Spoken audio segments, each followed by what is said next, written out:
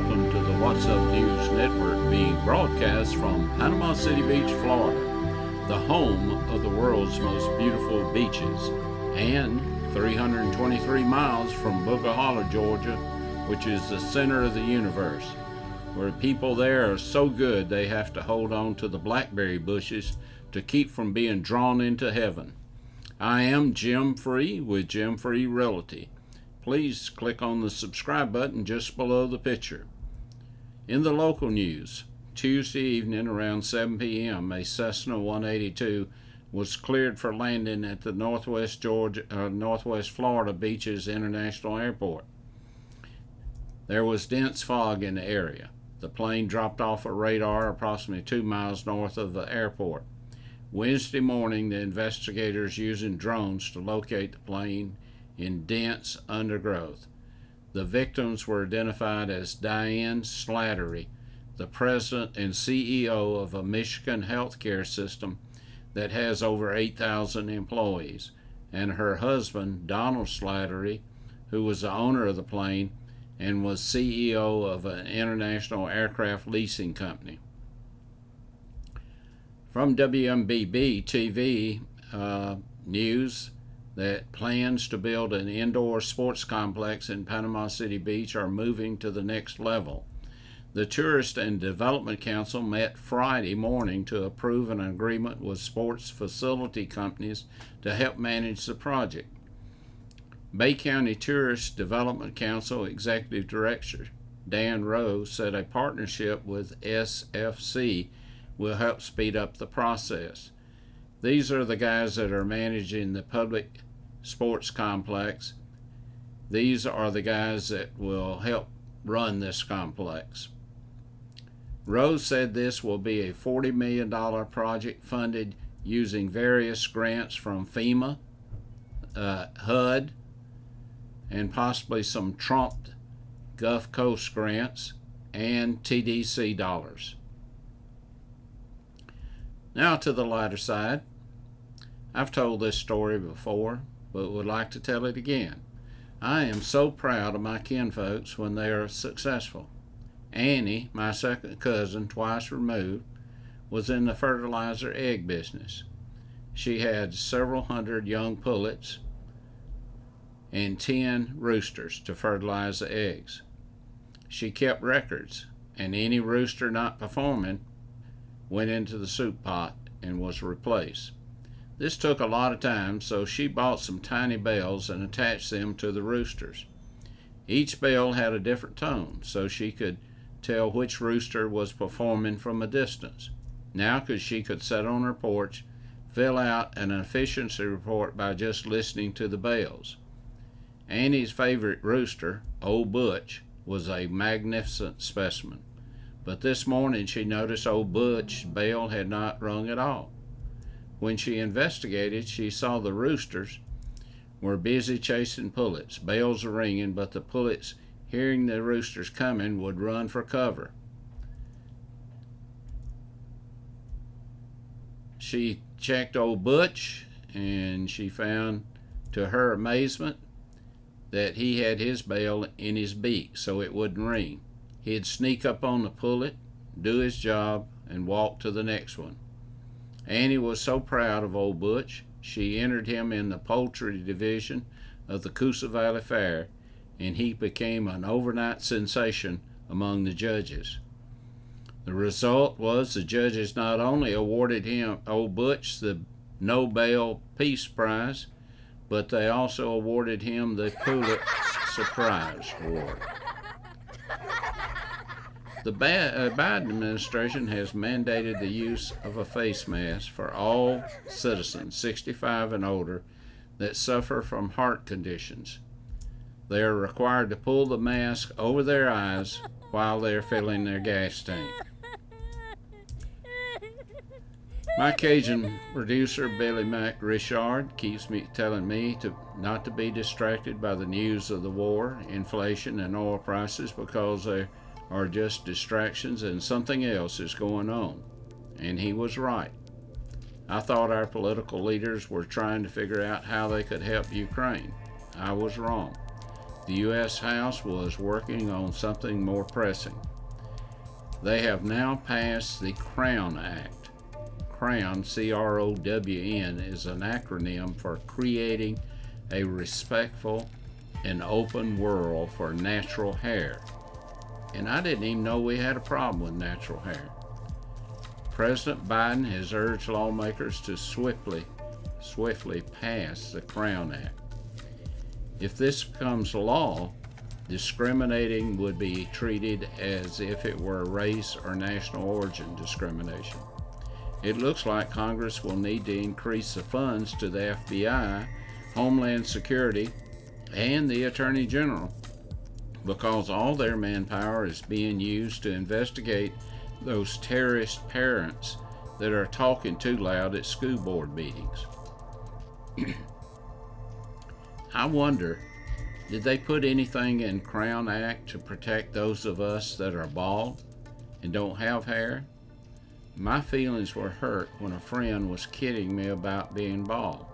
I first thought he was giving me a compliment when he said men who are bald in front are thinkers. I just smiled. He then said those that are bald in the back of their head are lovers. Again, I smiled. Then he said, people like you that are bald front and back just think they're lovers. My feelings were hurt. I felt like curling up in a fetal position and becoming a snowflake. I just told him, we only have so much testosterone, and if you want to waste yours growing hair, that's your business. I guess I should thank Nancy Pelosi for being so concerned about my feelings and about the feelings of those folks that like to braid their hair or tie it in knots. I guess our feelings are more important than the women and children that are being slaughtered in Ukraine, the families that don't have enough to eat because of inflation in our country, or the fathers that can't afford to buy gas to get to work. Thank goodness our representatives know what's really important: protecting our hair and our feelings.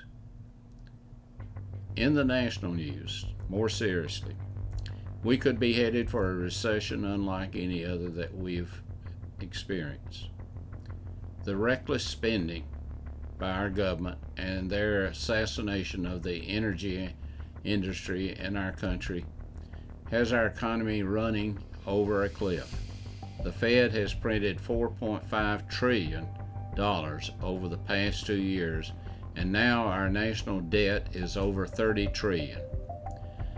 When I carry my great-grandson to Walmart, he will pick up toys and I will tell him it's too expensive, and he will say, does it cost $1,000, Pop?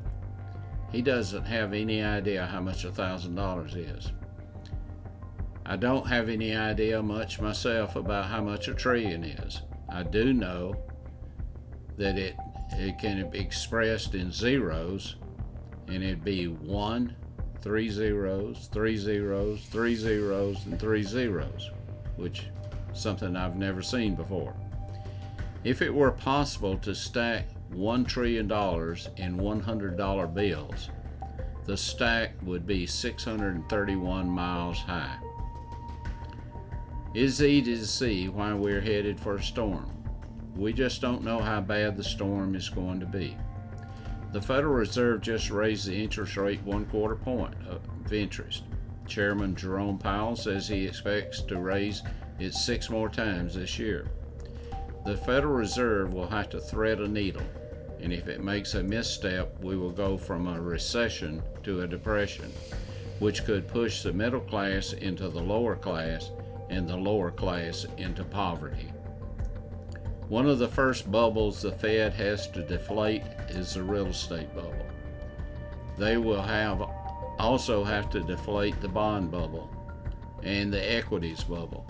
A misstep in either area could end up in a disaster and with the market and the economy. The contributing factor to our situation is the pandemic and also the war in Ukraine, but most of it is self-inflicted. Energy production is our only solution, as long as John Kerry, Bernie Sanders, the squad are directing our president and vice president, I don't see an answer in sight. Here's something kind of strange.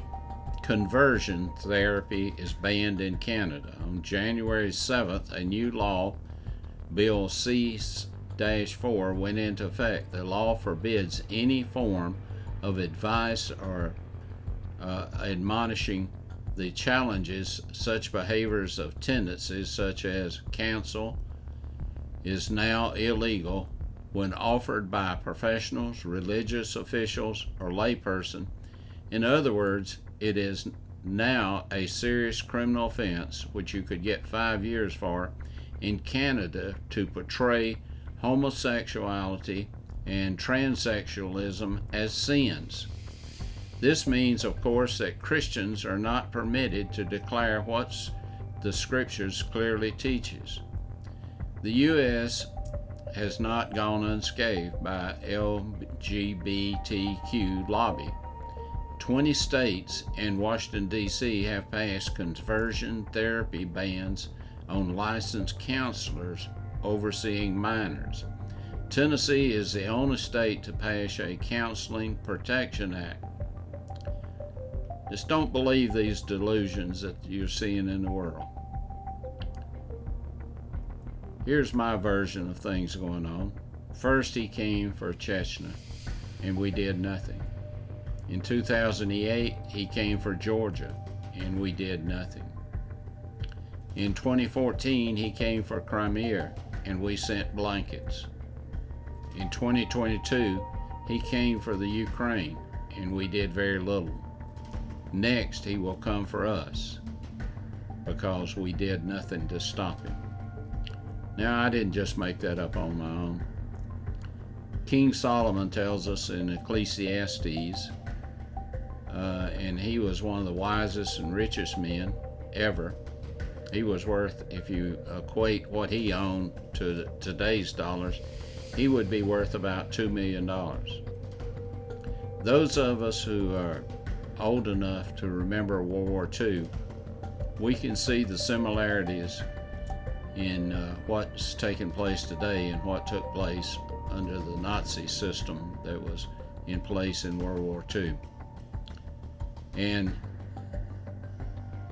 this is where I got my little poem.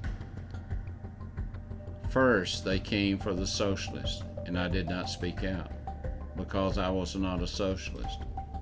Then they came for the unionists, and I was not a member of the union trade union, and I did not speak out. Then they came for the Jews, and I did not speak out because I was not a Jew. Then they came for me, and there was no one left to speak for me. That came from Frederick Gustav Emil Martin Niemöller, who was a German theologian and Lutheran pastor. He is best known for his opposition to the Nazi regime during the late 1930s and he was widely quoted for this 1946 poem, First They Came. Martin spent 7 years in Nazi concentration camps. There was another famous Lutheran pastor, Dietrich Bonhoeffer, was another pastor in that area that opposed Hitler. And he famously said, if I sat next to a madman as he drives a car into a group of innocent bystanders, I can't, as a Christian, simply wait for the catastrophe, then confront the wounded and bury the dead. I must try to wrestle the steering wheel out of his hands of this lunatic driver. I don't know if our president is doing enough to wrestle the steering wheel out of the hands of Putin, who is killing innocent women and children in Ukraine. Could this all be a distraction to create a new world order with a new currency? Well, it's possible. We have a book of the month, and it's written by Miranda Devine, And the name of the book is Laptop from Hell: Hunter Biden, Big Tech, and the Dirty Secrets the President Tried to Hide. And incidentally, this story is told by Hunter Biden on his laptop that he turned in to be repaired. So most of it's in his words. Before we close out,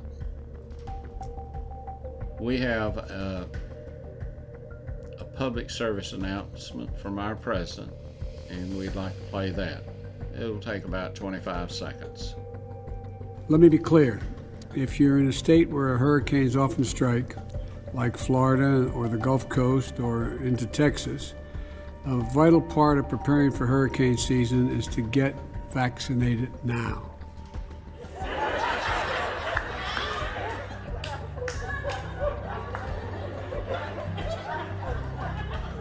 I'm so damn confused. Until we meet again, may God bless you, your family, and this great nation that we live in.